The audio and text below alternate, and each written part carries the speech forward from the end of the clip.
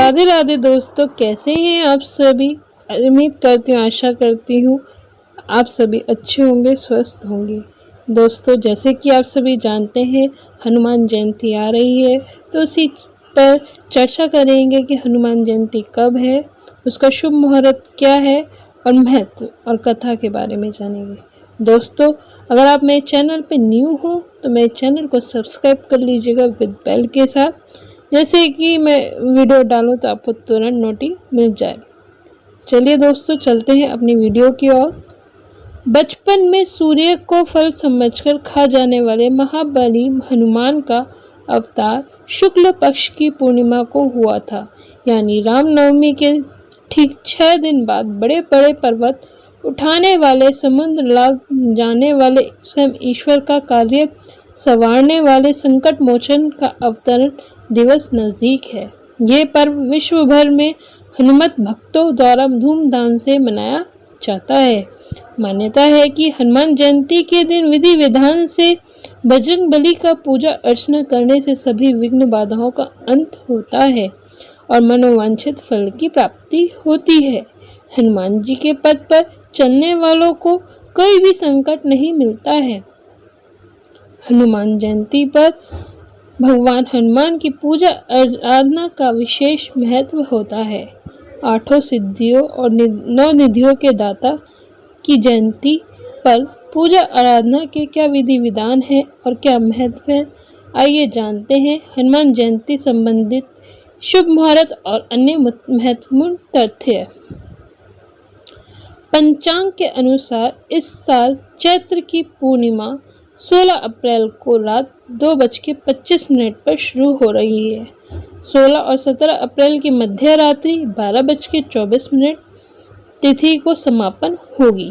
चूँकि 16 अप्रैल शनिवार के सूर्योदय को पूर्णिमा तिथि मिल रही है, तो उदय तिथि होने के नाते हनुमान जयंती 16 अप्रैल को मनाई जाएगी।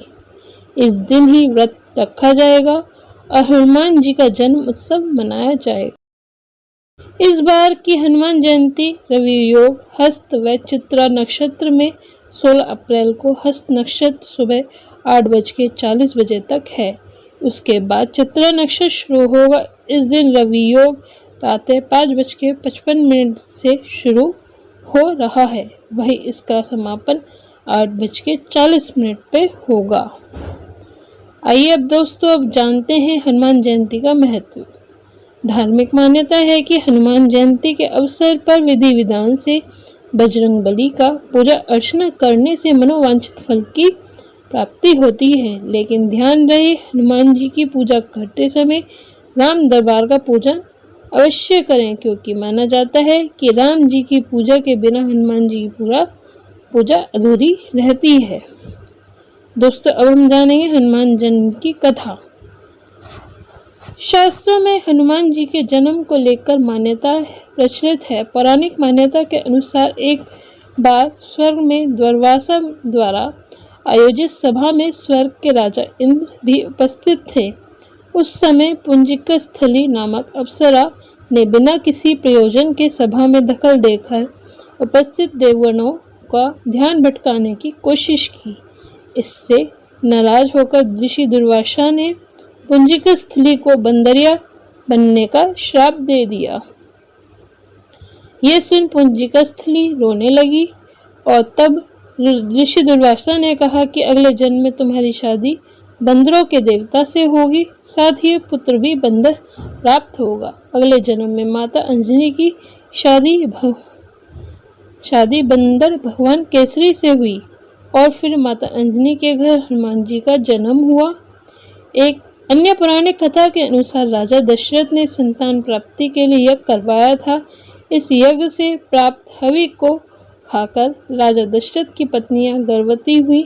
इस हवि के कुछ अंश को एक गरुड़ लेकर उड़ गया और उस जगह पर गिरा दिया जहां माता अंजना पुत्र प्राप्ति के लिए तप कर रही थी। माता अंजनी ने हवि को स्वीकार कर ग्रहण किया।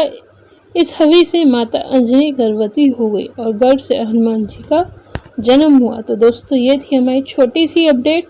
राधे राधे दोस्तों, मिलते हैं अपनी नेक्स्ट वीडियो में।